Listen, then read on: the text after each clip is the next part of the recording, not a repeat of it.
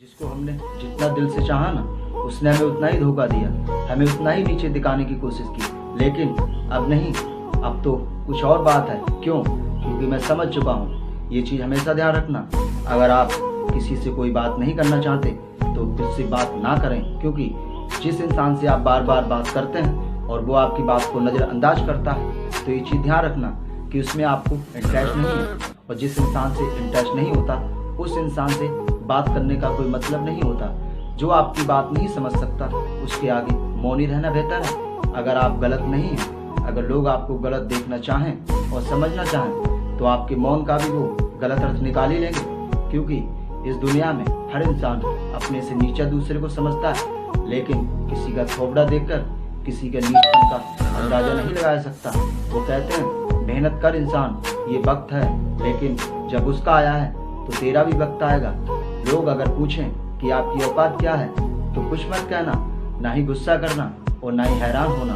फिर चले आना एक स्माइल देकर और फिर उसके पास जाना, उससे बोलना कि सर, आपने हमें बताई कि हमारी औकात क्या है, क्योंकि हमें पता चल चुका है अब हमारी औकात क्या है।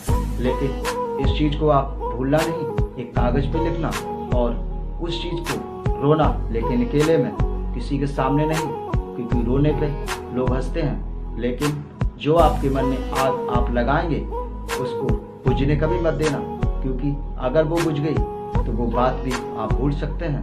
इसीलिए लिखिए और उस चीज़ पे काम कीजिए, मेहनत कीजिए। कुछ समय बाद उस इंसान से मिलिए तो उसे खुद पता चल जाएगा कि आपकी औकात क्या है। औकात पाने के लिए ऐसे नहीं मिलती है, उसके लिए अपनों से दूर और दूर से अपने बनाने पड़ते हैं।